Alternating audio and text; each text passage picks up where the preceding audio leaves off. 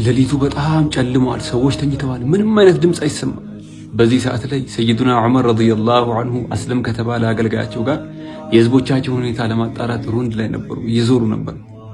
በጣም ይደክማቸውና አንድ ግድግዳ አጠገብ ደከፍ ይላሉ። በዚህ ሰዓት ላይ ያልጠበቁትን ድምፅ ከውስጥ ሰሙ። እናት ለልጅ ምን ትላለች? ልጄ ይሄ ወተት በጣም ትንሽ ስለሆነ እኛንም ስለማያዋጣን ውሃ ጨምሪበት ትላታለች።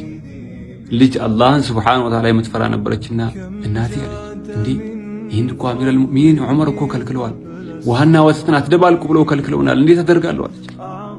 እናቴ የዚህን ሰዓት እንዲህ አለች፣ ተቆጣቻት። ዑመር የት ያይሻለሁ? ደግሞ እኛ ብቻ ነው እንደምናደርገው? ሰዎች ሁሉ ይህን ነገር እያደረጉ አይደል ስትላት፣ ያ ኡማ ፈኢን ለም የራና ዑመር ፈኢነ ረበ ዑመሩ የራና። እናቴ ዑመር ባያየን እኮ ዛሬ የዑመር ጌታ አላህ ሱብሓነሁ ወተዓላ ግን ያየናል። ይህን አትርሽለች። በዚህ ሰዓት ላይ ሰይዱና ዑመር ረዲየላሁ ዐንሁ ልባቸው ደነገጠ። በጣም ተገረሙ፣ አለቀሱ። ለባሪያቸው ምናሉት? ይህን ቤት ምልክት አድርግበት፣ ነገ እንመጣለን። ቤታቸው ገቡና በነጋታው ልጆቻቸውን ሰብስበው ልጆች ያሏቸው፣ እኔ አንድ ምርጥ ሴት አስተዋውቃችኋለሁ። ከእናንተ መካከል እቺን ሴት የሚያገባ ማን ነው? እናንተ እምቢ ካላችሁኝ እኔ ራሴ ያገባታለሁ አሉ። ሱብሃንአላህ።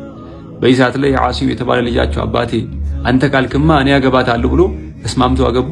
የነሱ የልጅ ልጅ ሰይዱና ዑመር ኢብኑ አብዱል ዐዚዝ ረዲየላሁ ዐንሁ ይባሉ ነበሩ ይላሉ። የፍትህ አባት ተወለዱ። ሱብሃንአላህ። በሳቸው ዘመን ላይ ፍየልና ተኩላ አብሮ ይውል ነበር ምንም ሳይነካኩ ይላሉ።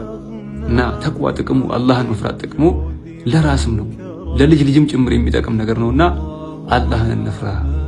ዛሬ ጁሙዓ ነው። በረሱላችን ሰለላሁ ዐለይሂ ወሰለም ላይ ሰለዋት እናውርድ። اللهم صل وسلم على الذات المحمدية والآل واغفر لنا ما يكون وما قد كان.